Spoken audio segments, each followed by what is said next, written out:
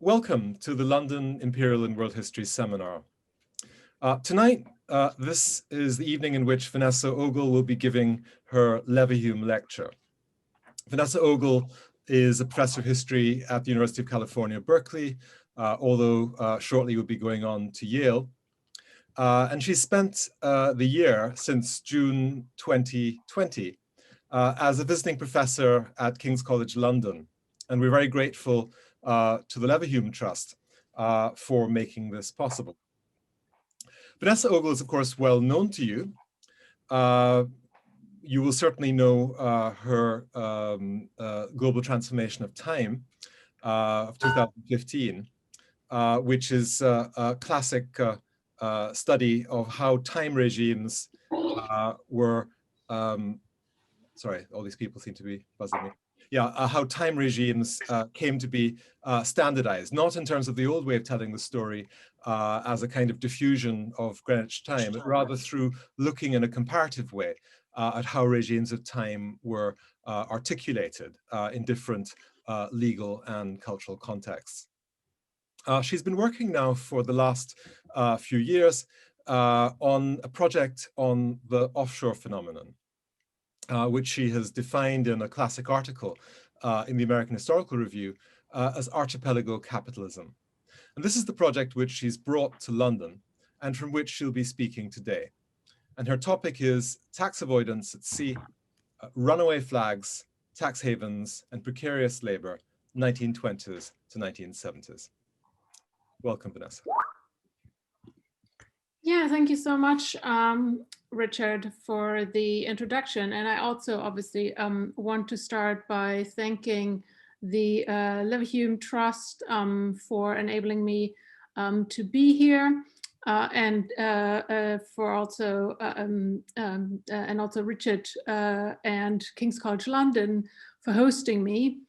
It has been extremely helpful and generative to my work so far, and I look forward to spending the remainder of my year here.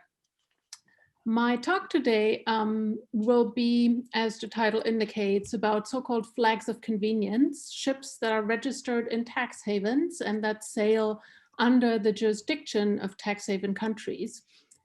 In August 2020, more than 2,500 tons of ammonium nitrate exploded in the port of Beirut, as many of you will remember, causing a blast of massive proportions that killed more than 200 people and destroyed large parts of the city. These explosives had been stored in the port after the ship that carried them had been deemed unseaworthy, forcing it to remain in the port, where it eventually sank in 2018 after the apparent owner ran into financial difficulties. The ship had been flying the Moldovan flag and was owned by a company registered in Panama.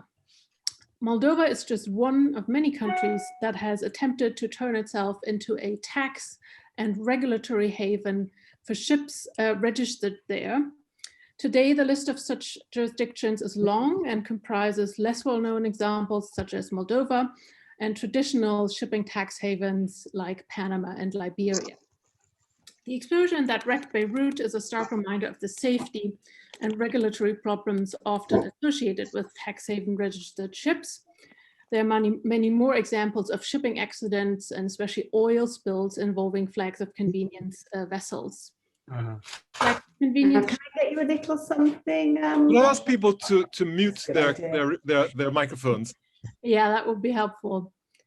Okay, so there have been many oil spills involving flags of convenience registries.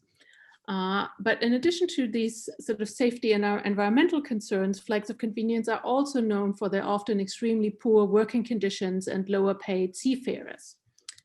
What I want to emphasize today is that we should look at the emergence of flags of convenience and the associated labor and safety standard, not just from the perspective of shipping, if you want, but from an integrated approach to the offshore economy as a whole, a perspective that sees flags of convenience jurisdictions as shipping tax havens and therefore as one integral part of the broader offshore economy. From this perspective, many features of flags of convenience shipping resemble developments elsewhere in the offshore archipelago. Such an approach, I think, offers insights not only to the understanding of flags of convenience, but also in turn for the understanding of offshore capitalism. Tax evasion is often portrayed as a game of legal and financial wizardry, seemingly detached from any underlying real economy. But the profits that are shifted to tax havens by multinational corporations, the wealth that individuals hide away in tax haven trusts, have of course been accumulated on the backs of someone. Flags of convenience are an important reminder that while value might be enhanced through speculative activities or tax avoidance strategies, it is always extracted from labor. My talk today is derived, as Richard said, from the book I'm currently writing, and I'll talk a little bit more about the book so that you may see how this talk sort of fits into the broader story. The book I'm currently finishing is a history of the offshore world and tax havens more broadly. It is titled Archipelago Capitalism, A History of the Offshore World, 1920s to 1980s. And this book revisits the history of 20th century capitalism by looking at a landscape of enclave-like spaces with special regulatory and tax regimes that together form the offshore world, often beyond the control of national authorities. And I have a slide here that lists those elements and those ingredients, if you want, which historically speaking, for most of the 20th century, have made up the offshore world and offshore capitalism. Tax havens, commonly understood to be jurisdictions with low or zero tax rates, easy company registration, and certain secrecy provisions concealing the identities of owners of assets. Then offshore financial markets, money and bond markets that make use of offshore legal and accounting structures to avoid taxes and regulations applying onshore. Free trade or foreign trade zones, the terminology varies. They are sites carved out of national territory where taxes and regulations are low. The most well-known example these days are probably China's many such zones, especially on the southern coast. And lastly, what I'll focus on today, flags of convenience registries, tax havens, sites where ships that can be owned anywhere in the world can be registered to fly the flag of said jurisdiction, meaning these ships are subject to the low taxes and light regulation and labor laws applying in these flags of convenience registries. Among them, the most well-known Panama and Liberia, but today, as I initially said, many others as well. I use this landscape of legally distinct enclaves, often smaller territories, and the unregulated capitalism that thrived in such sites to reopen the history of the long mid-20th century from roughly the 1920s, 30s to the 1970s, 80s, to take a fresh look at the decades when centralized, sizable nation states, embedded capitalism, welfarism, and Keynesianism, and government intervention in the economy apparently reigned supreme.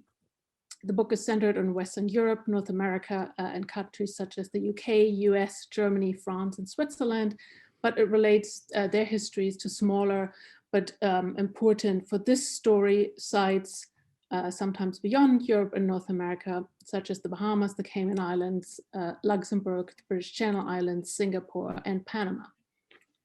The book is based on several years of extensive archival research in national archives, central bank archives, the archives of private banks, multilateral institutions, and a few oral history interviews. So why should anyone care about this? As you may know, if you read even just newspapers regularly, economists estimate that today the wealth stashed away in tax havens amounts to roughly 10% of global financial household wealth overall, although this figure conceals quite a considerable regional variety. Given that the use of tax havens is highly concentrated among the very wealthy, this has important implications for inequality. The importance of the offshore economy also lies in its considerable size. the offshore economy today makes up a very substantial share of the world economy overall. More than half of all cross-border lending is conducted via tax havens. Roughly 30% of foreign investment flows through tax havens. Over 60% of the world's merchant fleet tonnage is registered under flags of convenience. This inserts considerable risks and instabilities into the global economy. Despite the importance and the size of offshore, we know very little, and mostly not based on archival research, about how and why offshore as a comprehensive system came into existence. And in addition to telling this story for the first time, my book reopens the history of 20th century capitalism, and especially the long mid-century, and proposes a reinterpretation of the political economy of these decades in a number of regards. It points to offshore as a system where a certain kind of lightly taxed and regulated free market capitalism flourished during the statist middle decades of the 20th century. And it argues that in the 1970s and 80s, certain features of the system of regulation and taxation moved from offshore to onshore and gave rise to what is commonly referred to as neoliberalism, especially in Britain and the United States. Flags of convenience are part of this aspect of the story, in that elements of colonial neighbor precarity lingered in the offshore archipelago and then fully came to the fore to shape practices everywhere from the 1970s and 80s. The book also shows that offshore tax havens, tax avoidance, and so on were not a bug, but a feature of this golden age of capitalism during the long mid-century, because governments in different places were involved with creating and propelling the emergence of offshore capitalism. That goes, as you will hear, for flags of convenience as well. I'll now give you a rough chronology and overview of the emergence of the offshore economy, including shipping tax havens. Tax havens in the modern sense are a product of the First World War and the interwar period. Following the introduction of mass-based progressive income taxes during the First World War, tax havens emerged in the interwar years in Switzerland and the Channel Islands, in Luxembourg, Liechtenstein, Bahamas, Bermuda, and for ships in Panama. During World War II, tax havens by no means lay dormant. The European havens, such as Switzerland, Liechtenstein, but also Monaco, became places where mostly Nazis, rather than the victims of the Nazi regime, conducted business to evade embargoes and blacklists, hid their own assets, and through which, after the war, Nazis offshored themselves and their assets to places in Latin America and the Middle East, for instance. After World War II, again, against the backdrop of increased taxes, tax havens grew rapidly and now expanded again in the Bahamas, Cayman Islands, Hong Kong, Singapore, more so than previously in Panama, in Liberia, among other places. You then have a third and last wave of expansion that followed from the 1980s and 90s on, primarily in the Indian Ocean and South Pacific. And many of these sort of newer tax havens for ships that I mentioned that have sort of added to the list of tax havens for shipping registration are a product of this third and last phase from the 1980s and 90s on, among them Vanuatu, for instance, in the South Pacific, as well as the Marshall Islands. So here you see a map that gives you a little bit of an indication as to the sort of geographical spread of all this. You can see here sort of that there's a geographical division of labor that maps onto the chronology a little bit. So you have a first phase, as I said, in the interwar period, where you get sort of most of these European havens listed here. You then have a second phase after World War II, where you get many of the Caribbean havens, but also places like Singapore and Hong Kong, for instance, and the sort of expansion of things that are going on in Panama. And then a third phase, mostly in the Indian Ocean and in the Pacific, with some important places for shipping, the Marshall Islands and Vanuatu, for instance. In this third phase, the spread happens in sort of much less geographically coherent ways than this was previously the case. So when we look at ship ownership, and if you want the biggest shipping nations today, we get roughly this picture. I hope you can at least read some of it. So today, the biggest ship-owning nations are Greece, China, Japan, Singapore, and then a few others noteworthy here: Germany, Hong Kong, and a number of further countries on the list here. Now, if you had looked at this at the beginning of the 20th century, and even just after World War II, this list would have looked very different. You would have probably, let me see if I have the slide here, you would have gotten something like this, where you can see that the sort of important countries are listed here, both in 1914 and 1919 after the First World War, United Kingdom, and sort of increasingly after the war, the United States are significant ship-owning nations. You also have Germany here on the list. You have, as another noteworthy country, Norway. But you don't yet have these other global south countries that will sort of come to dominance over the course of the 20th century. And flags of convenience are very much part of the reason for why this transformation of ownership happens. And that is part of the story that I'll lay out today. Now, the picture looks different if we look not at ownership, but at the registration. So not which companies, nationalities of companies own these ships, but where they are registered. So here you can see that today the biggest shipping tax havens, the biggest jurisdictions where ships are registered in terms of tonnage are Panama, Liberia, the Marshall Islands, Hong Kong, and Singapore.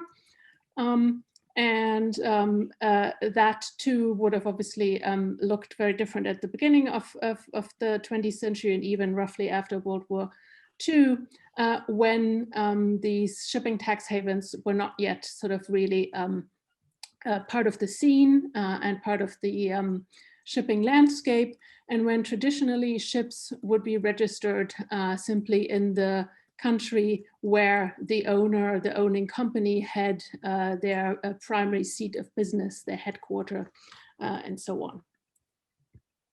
Okay. This basically transformation that you see when you compare the beginning of the century and then at the beginning of the 21st century today, this transformation and the rise of the global south is of course the history of other industries as well. But arguably the emergence of flags of convenience foreshadowed this trajectory of sort of outsourcing labor, taxes, and other regulation. Okay, trying to change my slide here.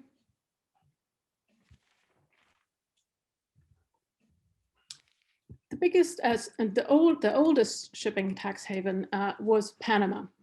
World War I had revealed the need to increase the construction of cargo vessels and ships for troop transport.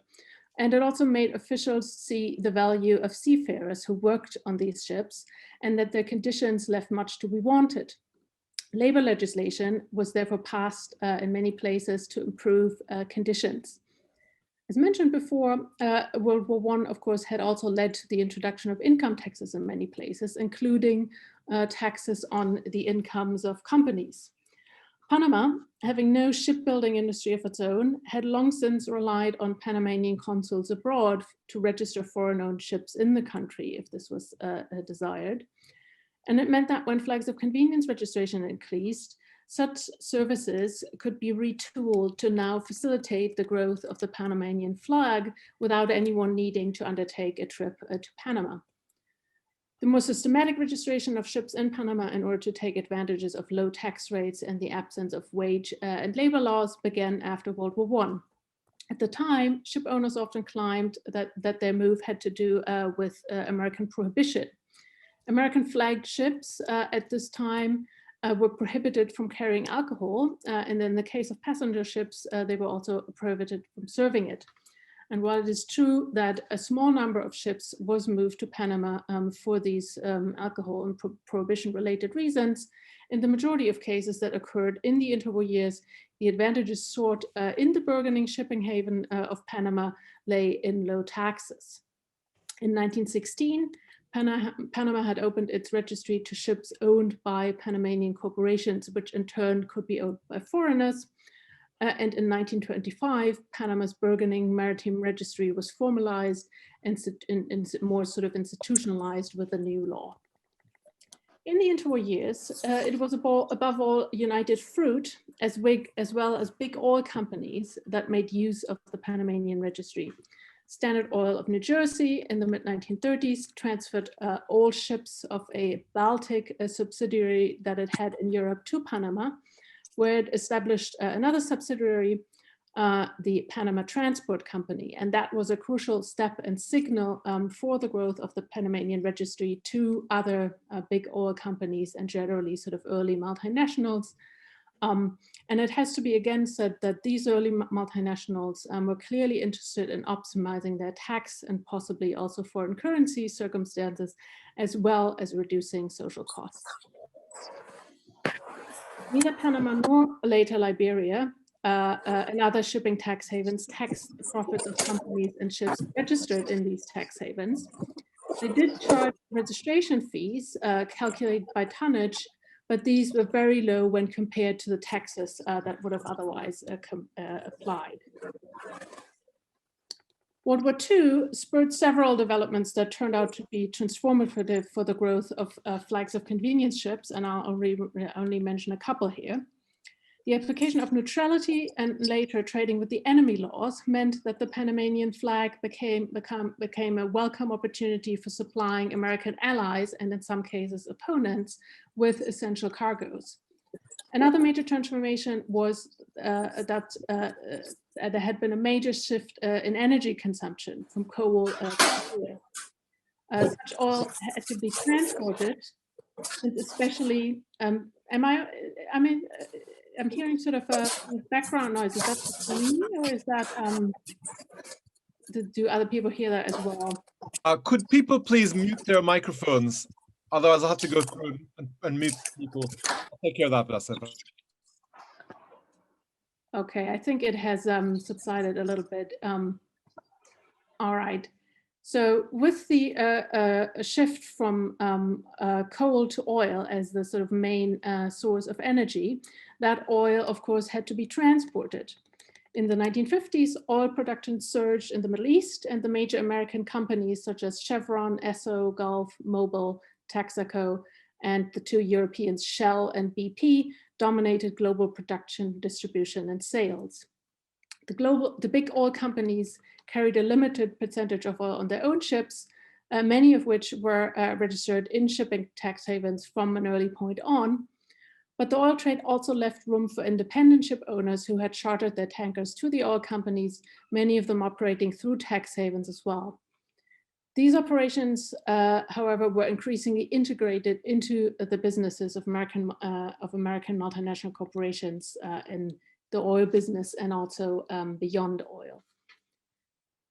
These structural transformations brought about by the war and the opening up of opportunities that they created provided a moment for a certain kind of entrepreneur to make use of these opportunities.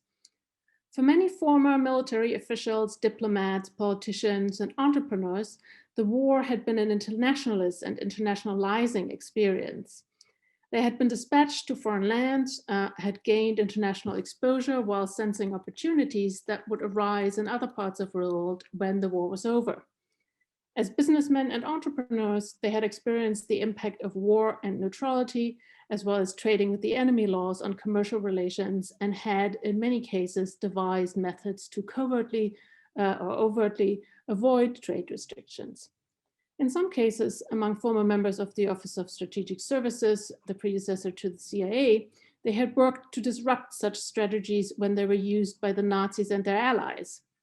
Such figures, interestingly, immediately after the war appear all over the tax haven archipelago in the late 1940s and 1950s, and tax havens specializing in shipping registrations were no different in this regard. In this new world that emerged during and after World War II, such figures early on sensed what lay before them. The emerging Cold War drew new lines of trade restrictions. The growing importance of foreign aid and America's engagement with the emerging so-called Third World created needs for overt and covert support and intervention. It was men who had sharpened their senses for these kinds of divisions and limitations who immediately saw the opportunities offered by the leftover soft spots of sovereignty on empire's edges, such as Tangier, Panama, and Liberia, and by other legal and sovereign oddities that remained in a world made up increasingly of centralized nation states.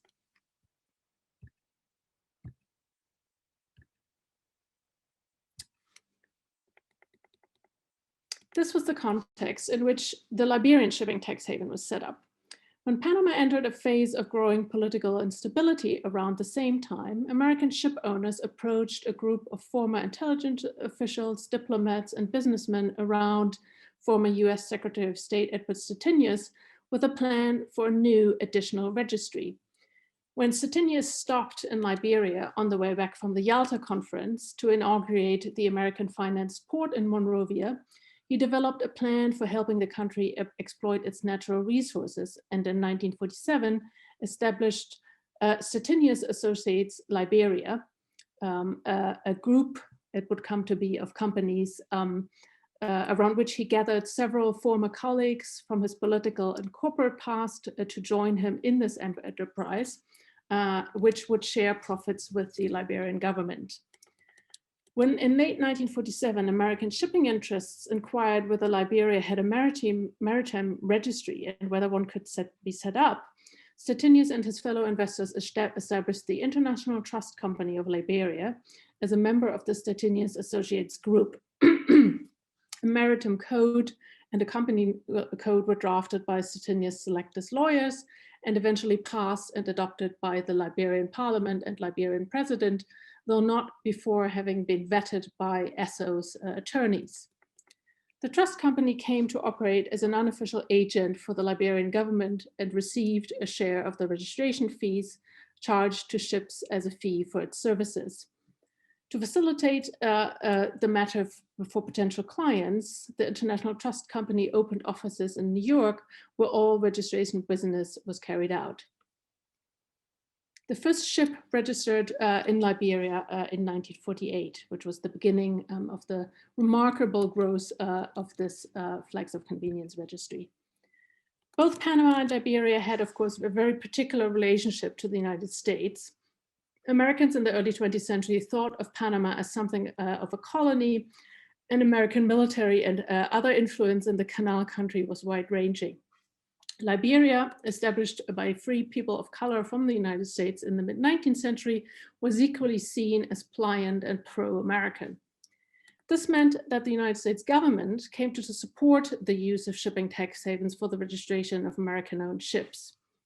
American shipping would thus be able to avoid the exceptionally high operating costs they faced when employing American seafarers at American wage and social security levels.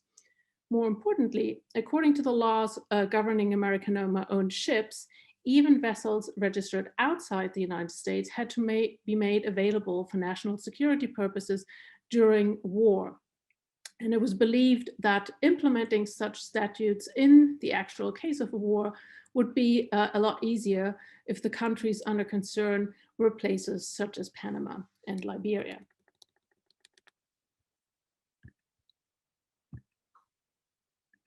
Some of the most well-known and influential shipping entrepreneurs of the 20th century immediately seized upon the advantages of Panamanian and Liberian registration. Many Greek and Norwegian shipping magnates had lived highly international careers between their home countries, as well as London in the interwar years and New York in the aftermath of World War II. Men like Aristotle Onassis, Stavros Niarchos, Stavros Livanos, and their Norwegian counterparts Erling Næss and Anders Jahre had already registered ships in Panama during the interwar years on a moderate scale. With the addition of the Liberian registry, they now expanded their flags of convenience ships dramatically. And thanks to the support and approval of the American government, the majority of ships flying the Liberian and Panamanian flag was soon Greek and American owned. Flags of convenience, or as some called it, cruise of convenience, saved operators large amounts of money in taxes, but also wages, benefits, and crew size. One of the advantages that ship owners saw in flags of convenience ships was that they could hire seafarers from all over the world at lower rates of pay. Many traditional maritime countries in the past had laws that required ships registered in these countries to be manned with their own nationals. Ship owners used to hire seafarers in the country where the company had its primary seat. But there were important exceptions to this policy and this general rule in many countries with access to colonial labor. There was a well-known history of employing colonial subjects on ships, dating back as far as the 16th century and later the days of the East India Company, and intensifying with the expansion of steamships in the second half of the 19th century. Historians have written about this. These seafarers, often referred to as lascars, were paid on a scale separate from those applying to Europeans on these ships, and they worked under different conditions and with different kind of much more precarious contracts. In the late 19th and early 20th century, white seamen's unions in the United Kingdom and in France, for that matter, successfully agitated for racist measures aimed at quelling the employment of people of color on British ships. A pamphlet by the British National Transport Workers Federation from roughly 1913 decried the, quote, Chinese invasion of Great Britain, a national danger, a call for arms. How British labor has been displaced by cheap Chinese and other Asiatic labor during the last 20 years. As the pamphlet stated, there had been, quote, an enormous increase in the employment of Chinamen, the reason being that if owners employ our own countrymen, the ship owners are liable to pay compensation for injuries and death, whereas when Chinese are employed, the ship owner practically escapes paying compensation. On flags of convenience registered ships, with their lack of manning laws and the opportunity to hire multinational crews, such colonial conditions of precarious labor continued in the following decades. In 1974, a letter by the French National Federation of Maritime Syndicates to the ILO described the racial discrimination occurring on board of flags of convenience ships as, quote, like in the most beautiful days of colonialism, based on, quote, the color of the seafarer's skin. The letter claimed that on certain ships from the global north, countries or owned in global north countries, the conditions of work and payment for crew members from the developed world differed from those of, quote, underdeveloped countries, and more specifically from Asian and African countries. So again, I want to emphasize these similarities with certain colonial practices. For all that we can tell, seamen aboard flags of convenience ships were subject to frequent mistreatment and breach of contract, as well known. And a small selection of letters that I found in the archives of the ILO and the International Transport Workers Federation provides a little bit of insight into the circumstances on such vessels. The radio master aboard a Liberian flagship belonging to Greek interests in London wrote to the ITF stating that his contract had indicated that he would receive compensation for overtime, Sundays at sea, employer's contribution to a pension fund, as well as several other benefits, but that the owner later simply refused to pay for any such thing.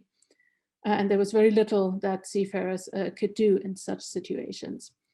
Another letter written to the ITF in 1981 by 7 seafarers working on a German ship registered in Singapore described the substandard food on board and the practice of selling the better parts of the food carried on the ship for the crew in ports in Mozambique, in Russia and South Africa, instead of giving it to the seafarers.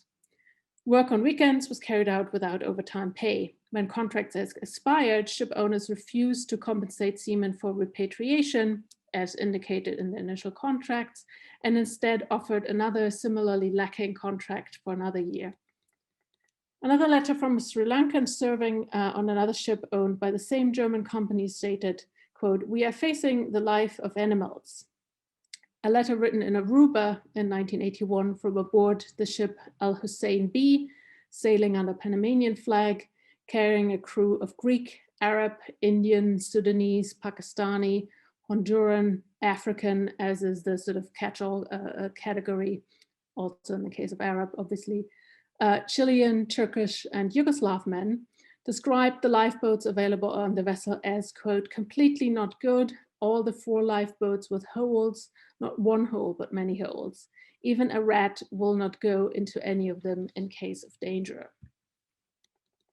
Today, in the face of the dramatic transformation of shipping through the rise of the global south, the largest country of origin for seamen are the Philippines, followed by South Korea, India, Indonesia as another big group. In 1960, so-called Asian seafarers made up 15% of the world total.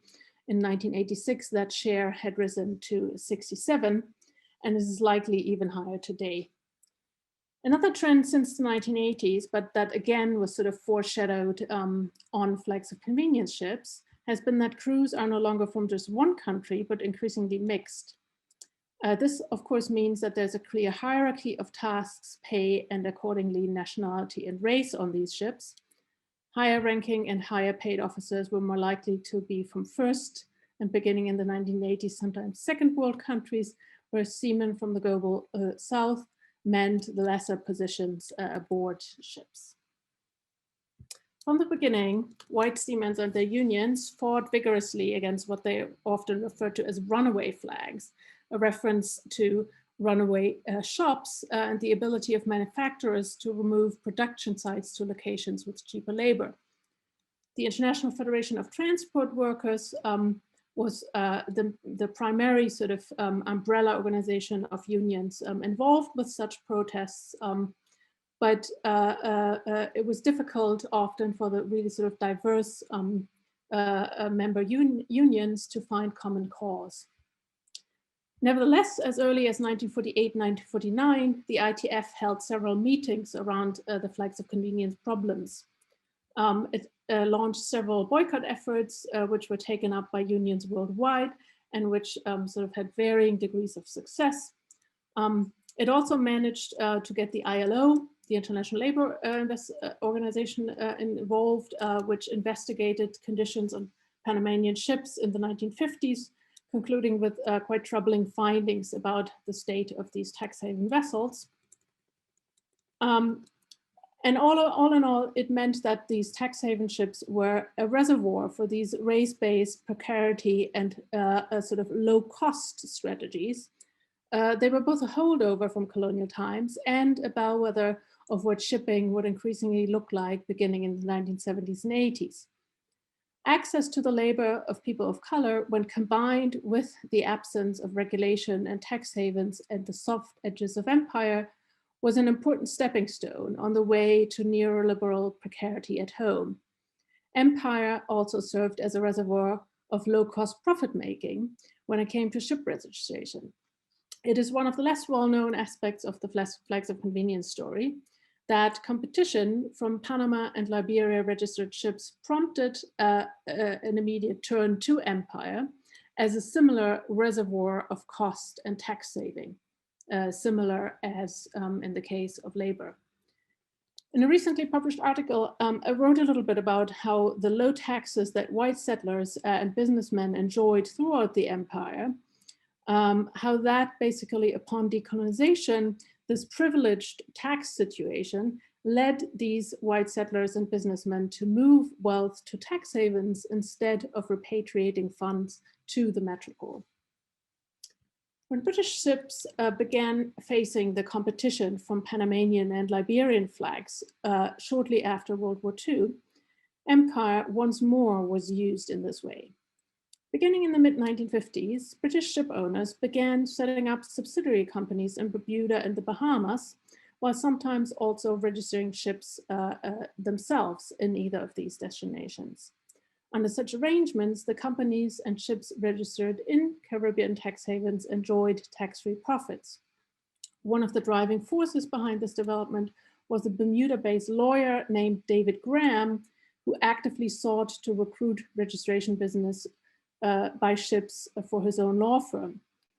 When the shipping company, the British shipping company Court Line, sought permission from the Ministry of Transport to register a subsidiary in Bermuda and move its ships there, the proposed local directors of the new company read like a who is who of the Bermudan tax evasion scene at the time.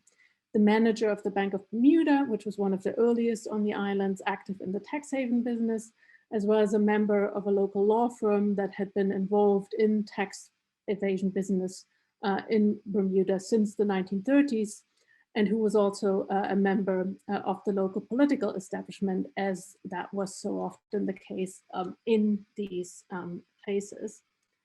Graham himself was a partner at the leading offshore law firm in Bermuda. In a proposal dating from 1955, Graham wrote that, quote, British shipping and, quote, United Kingdom shipping were not necessarily synonymous.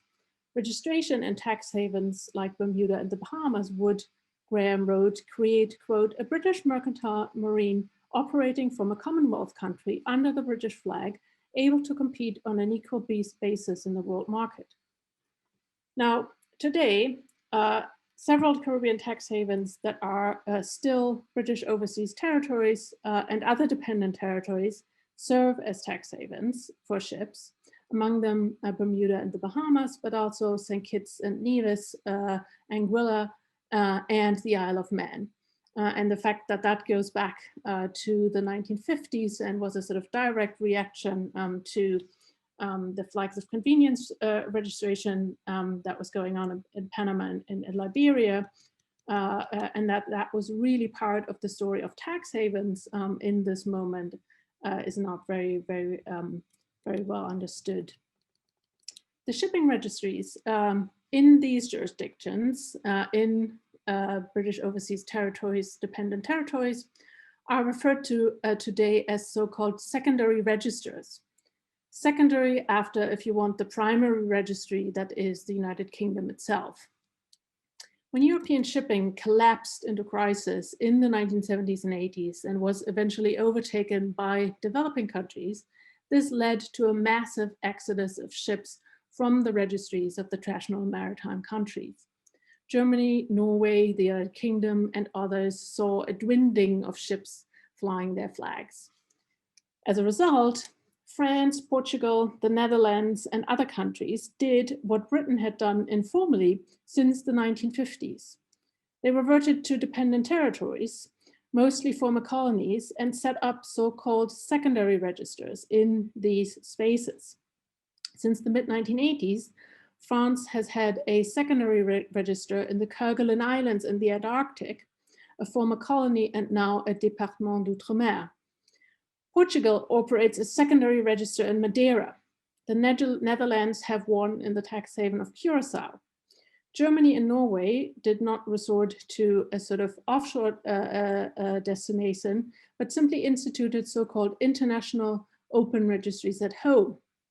In all of these secondary registries, ships continue to fly the British, French, Dutch, German, etc. flag, but the tax and labor laws that apply to them are different from the ones applying to ships registered in the traditional registries of these countries. I have written about what I see as sort of similar developments in banking in the 1980s, where certain elements of the offshore economy move onshore in the 1980s and are emulated there. The turn towards secondary registers, with some literally still located in actual offshore destinations, is another example of this. So let me offer a few brief concluding remarks. When it comes to practices of outsourcing, precarity, and deregulation, the history of tax havens for shipping and other purposes suggests that we need to look at empire and the tax havens and other spaces of sovereign peculiarities arising from empires as a reservoir where such practices flourished. The offshore archipelago, with its shipping and other tax havens, became an experimentation ground for something like neoliberalism in waiting, to be emulated at home once an opening presented itself. Flags of convenience ships and the shipping tax havens on which they thrived, with their labor and tax practices reflecting these imperial lineages, were an important source for the eventual implementation of a wider range of similar practices on a much broader scale across the globe, including in the global north. And I'll leave it at that. Well, thank you very much, Vanessa, for this wonderful presentation. And I'm sure we're going to have quite an interesting question and answer period. But I wondered if first we could give Vanessa a round of applause to thank her. Thanks.